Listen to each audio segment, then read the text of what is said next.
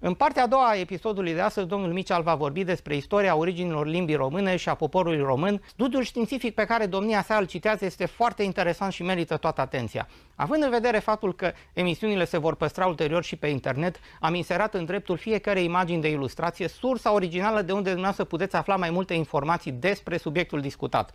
Pentru aceasta apăsați butonul de pauză, copiați linkul indicat și căutați pe internet. We surely return back to this issue later on, because the public must know the details of what you had just said. But for the moment, let's go to a highly incendiary topic.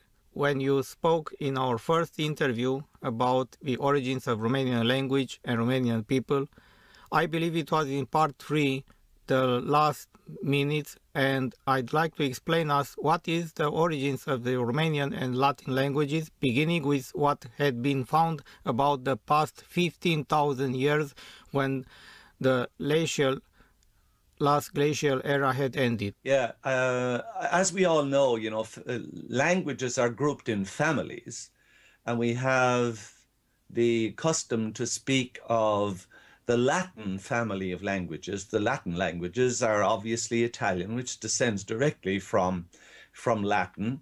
But actually, say, modern Spanish is, I was amazed because I wasn't acquainted with Spanish until I had already spent 5 or 6 years learning Latin. But I was amazed at the degree to which Spanish resembles Latin. It's closer to classical Latin than the Italian language, which descends directly from Latin, is. But then, of course, we know that in addition to Italian and Spanish, the Romanian language is quite correctly grouped as a Latin language. But as, over the course of my life's work, I began to realize that this actually is not, it's not that Romanian is a Latin language, because Romanian is from where Latin came. And of course, we're inclined to think of Latin and, say, classical Greek as the really ancient languages. Actually, on the scale of antiquity, they're not. I suppose it's one more example of Western blinkers that we can see only, in what's immediately connected to ourselves. And allied to that is the thing I quoted to you before, that it is the victors who write history. So in the ancient struggle between Romania and the Romans, say up to the time of Trajan, who died in 117 AD, in all that struggle, unfortunately, the Romanians lost out. So the Romans wrote the history. So then it said that Romanian was a Latin language. No, I said to you in that 30 seconds at the end of the last interview, no, it's the other way around. Latin is a Romanian language. And if we want to take back that to its ultimate, now, as I said, we did this interview about a year ago, the end of 2012. Now, last July, 2013, I was really pleased beyond words to see the publication of a huge study that was done by Professor Mark Pagels, P-A-G-E-L-S, at the University of Reading, just north of London. And Mark Pagels and his team, after a colossal amount of work, trying to define the roots of what's technically called the PIE, the Proto-Indo-European language. They managed to isolate the origins of that language, which lies behind all, by the way, languages on Earth, not just the modern European languages.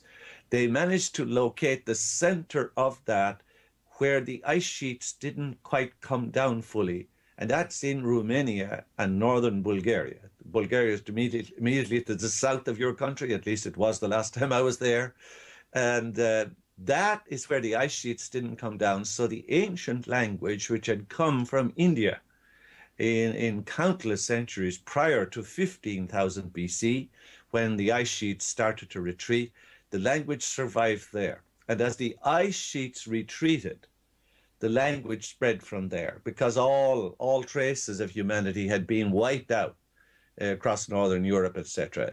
The ice sheets didn't come down much further than that. So obviously the people who lived in North Africa and that were not much affected by the Ice Age, they continued to live on in very altered circumstances. But anyway, coming back to Professor Pagel's research, he has shown by an exhaustive evaluation of the words that most of the languages in the Northern Hemisphere came from Romania, Bulgaria, and started to spread out from there. So all languages, not just Latin, came from there. And if you go into their research, for example, like even taking the most simple word, they examined, I think, 25 or 6 basic words that have survived. But even take one of the ones that you would expect to survive, like father and mother and me and you, obviously those are going to survive. They also found that the word for bark of a tree, survived. They also found other unlikely words to survive, like spit. But of course, if you think, why is spitting so important? Obviously, this is one of the basic things that everyone did. You know, they used bark of trees for clothing, for winding ropes, for covering of houses, etc. They obviously refer to their fathers and their mothers, and they refer to you and me. So those words are bound to survive. They all survive, right back to the source. But if you even take one example, like the word for I, which in English, obviously it's I. In German, it's ich. In Italian, it's io. In Spanish, it's yo. And in French, it's je. So it's basically the same word. Someone asked me one time, why did so many languages develop on the face of the earth? I said, the reason is bad pronunciation. If someone pronounces the word badly, they spread farther away. They pronounce it even more badly and more badly. Before you know it, you've got a new language due to bad pronunciation of the original. Yes, But anyway, the bottom line is all of this came from Romania, Bulgaria. very interesting, because 15,000 years ago there were no cultural traditions and customs. They had to be part of very small families and groups, which later on created larger groups.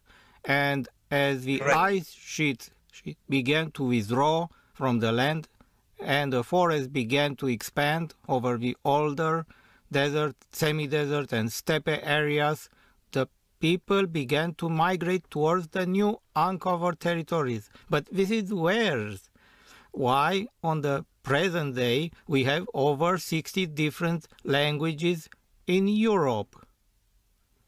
Right. And, you know, I didn't want the Romanians to get too proud of themselves. But when I said that Romanian is the origin of the Latin language, etc., it's also the origin of culture. Yes, but what we had 2,000, 3,000 years ago is not the actual Romania and Romanian people. We call them Dacians, and their territory was named Dacia. Dutch. I'm very familiar with the Dacian kings, and I am conscious of 2 great heroes in your culture in particular. And sometimes, you know, heroes are thrown into prominence by the force of circumstances. Like your last great hero was thrown into prominence because of having to war with the Romans and war with the Greeks in the time of Alexander, 300 years before the time I'm talking about. The Dacians were cast into conflict with the Alexander the Great's empire, and later with the spread of the Roman Empire. I mean, in the time of Alexander, the Roman Empire was basically just emerging, and it was not the world power that it later became. But what I'm saying is that, you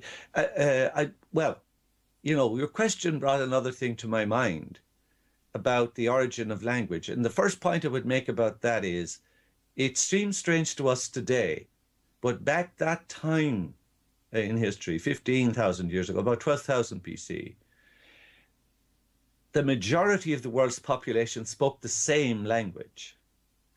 Okay, now we have, as you say, 60 languages in Europe, quite correct.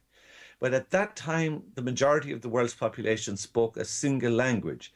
Yes, but this is weird, because the language could not be similar to any of the actual over 60 present-day languages, and apparently the fewer people in smaller groups departing from each other should develop more languages than if they were about to form condensed groups. But you are saying that this is the opposite.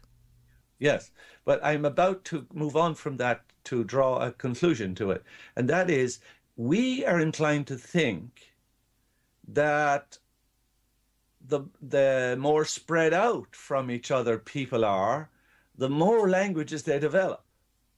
Whereas anthropologically, the facts seem to indicate that where people are most compressed together is when they start to speak different languages as a means of preserving personal identity. For example, one example that springs directly to mind is the island of Papua New Guinea. There are 800 languages on that small island, which is very densely populated. And speaking a different language is a sort of mental barrier to present as being assimilated into the whole. So it is where people are more compressed together that diversity of languages seem to arise, not when they're more spread out. But I revert back to my point. Yes, around 15,000 years ago, the entire world spoke the same language. It has obviously diverged enormously from that, and you're quite right. What we recognize as modern Romanian or modern Latin, which is, we're speaking, of course, of a couple of thousand years ago, are very different from what was there. But the point is that all language emerged from Romania and northern Bulgaria, and that the various factors that worked for that and so forth, you know, had different influences in different places. But what I'm emphasizing is that when the Latin language came from the Balkans, it was similar to what you would recognize in Romania today, and which turned into Latin. Latin is a recent language, relatively speaking, 2,000, say 400 years in recognizable form. In a real sense, you know, in terms of the classical languages, it's actually a newcomer on the stage. But I'm saying that at that time, 2,400 years ago, leaving aside the 15,000, that the language that migrated southeast and directly west into Rome and so forth was an offshoot of the language spoken in Romania at that time. So not alone did all the modern languages of the Northern Hemisphere come from Romania, Bulgaria, but the more recognizable forms many centuries down since the Ice Age, there's a direct connection between the Romanian of that time and the Latin language. And that's why Romanian is mistakenly called a Latin language. It should be the other way around. Spanish, Italian are Romanian languages. I'm sure that's going to be recognized very soon. Oh, that's a shock. But also, as I said, the culture also came. I mean, if you look back on the history of the Dacian kings, it was a highly evolved culture, and it was basically hijacked by others. So Yes, it's not just the language; it's the culture has also been taken over. but this is amazing. When I was on school 40 years ago, unfortunately on the communist regime, we are not told a single bit of this. Do you have any information about the Roman emperor's Thracian Ghetto-Dacian origin? Are there any evidence of the Carpathian Danubian Pontic space as being the home of the old Europe? Because 40 years ago in the communist regime, we are not told the real history. So, welcome to the club. Welcome to the club. Was any culture ever told the real history? The answer is no.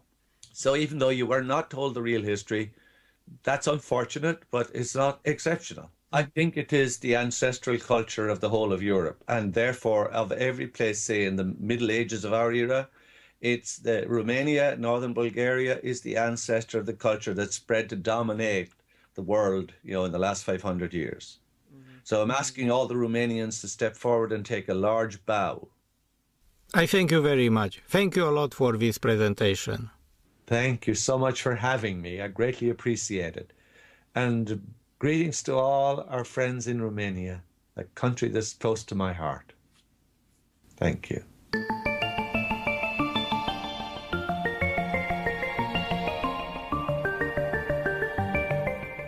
Afirmațiile exprimate în acest program nu aparțin producătorilor, colaboratorilor și cu atât mai puțin televiziunii române și ca atare nu pot fi atribuite acestora. Ele aparțin în exclusivitate domnului Mircea Luedit, care are o experiență bogată pe tărâm religios, inclusiv în sferele cele mai înalte ale Vaticanului. Producătorul și colaboratorii, precum și instituția televiziunii române, nu susțin și nu încurajează în niciun fel renunțarea la convingerile și credințele religioase proprii, care sunt o expresie majoră a libertății individuale.